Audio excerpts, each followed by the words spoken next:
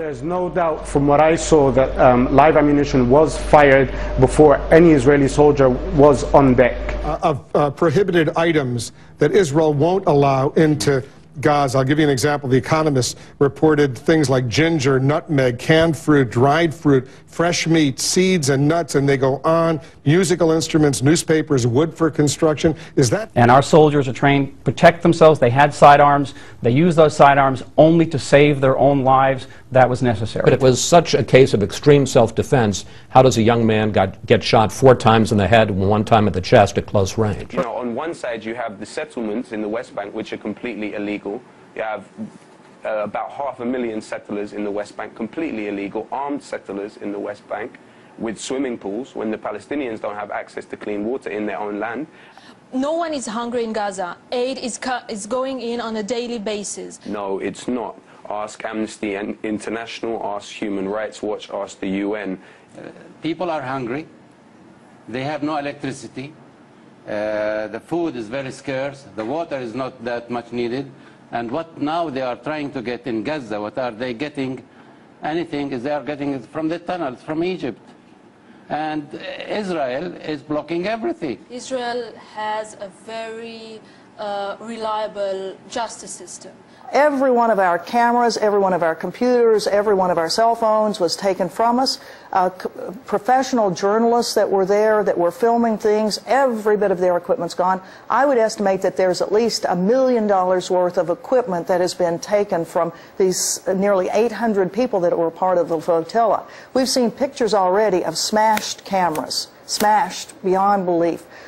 They want to control the media. They want us to see only what they want. Imagine for a minute, never allowed out, no one's allowed in, you have no jobs, that depend on handouts, you know, rice and some oil. Wouldn't you hate the person that's doing it to you? You rejected a United Nations investigation. You won't cooperate with the United Nations as far as an investigation of the flotilla? We're not going to have an international panel of jurists sitting in judgment on Israel's action. That cannot possibly be a balanced panel. And again, as a democracy, it's part of our sovereign right and duty to investigate ourselves. Obviously, about 3 or 4 people killed in front of me. 1 shot on the head, just there. I've been robbed. They've taken my money, my passports, my driving license, credit cards. All I have is this. And I washed this. There was a bit of blood all over the place, but I washed it a bit. So here I am with nothing.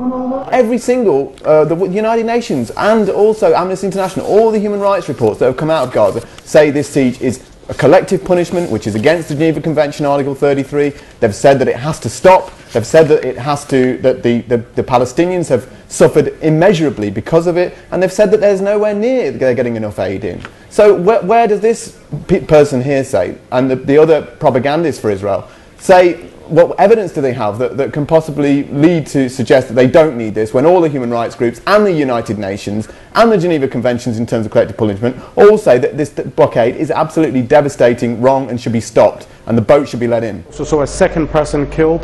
After that, actually 3 other people who were shot with live bullets were taken downstairs. They remained injured, at which point when the Israelis came on board, the Israeli soldiers came on board, they stood outside the cabin where everyone was gathered, and people put up signs saying that these people are injured. They put the signs up in English, in Hebrew, they waved white flags. There was a Knesset member who approached the Israeli soldiers saying, we have injured, she was saying they have injured people, please come and take them, yet the Israelis refused. 3 hours later, all 3 of those people that were injured ended up dying on the spot because no one came to take them. There's no doubt from what I saw that live ammunition was fired before any Israeli soldier was on deck. The King's Torah, a settler rabbi, publishes the complete guide to killing Gentiles who threaten Israel, including children and babies. Are such calls harmless, or do they drive official policy and manipulate the masses? Actions that killed and injured women and children and men in their homes. Political people may say whatever they want. The problem is not political but religious. With a minute, people are becoming religiously fanatic. Reason is becoming irrelevant. They do it for religious purpose, fanatic. But former Israeli General Nehemiah Dagan, who for many years was in charge of army education, says mixing religion with military can be a dangerous mix. A common theme in religious Zionism, where serving in the army is a form of religious duty. It says in the Torah that we have to go to the army. By publishing a new book in which he appears to authorise the killing of non-Jews who are accused of posing a threat to Israel. The book, called The King's Torah, contains quotations from the Talmud, a scholarly Jewish text, to which the rabbi adds his own opinions and interpretations. In a chapter entitled The Killing of Gentiles in Wartime, the rabbi writes, "In any circumstances where the presence of a Gentile causes danger to Israel, it is permitted to kill the Gentile." In addition, he says, in cases where there is a strong suspicion that someone will continue persecuting Jews, it is permissible to kill him, even if at this moment he is not actively persecuting. Months after Israel's offensive in Gaza, and the controversy continues, especially over the new role played by the army's rabbis, as seen here in a leaflet obtained by breaking the silence, distributed to combat soldiers in Gaza, which carry the logo of the military rabbinate. I will chase down my enemy and I will not return until he's destroyed, and so on. That's as religious biblical reference as you get. I don't care what the world thinks about what our land is or what our land is not. You don't care what the world thinks? No. Why? Because we are a chosen nation, and the world knows that. And God promised us Jerusalem.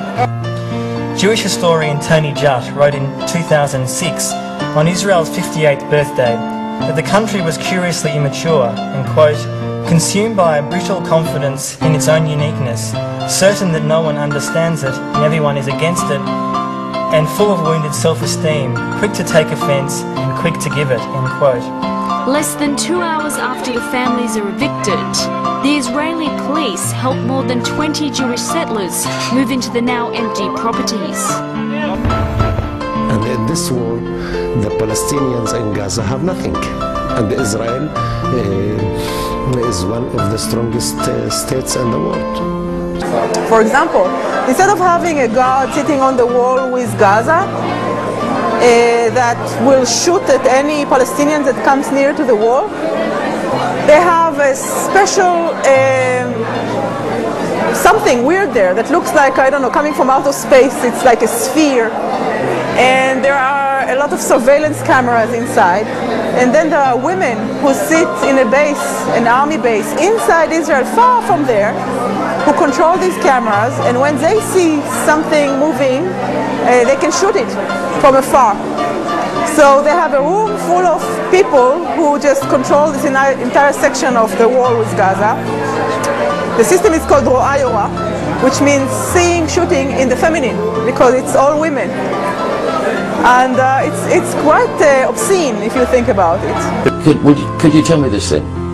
To us as outsiders, the David and Goliath situation that exists between you and the Palestinians, particularly in Gaza, they don't appear to have an economy. They don't appear to have a society. They don't even appear to have a way of life. And now, in the last couple of months, 80–90% of their homes are destroyed. They have no source of income. This is, I guess, why the world was shocked at the ferocity of your attack on Gaza.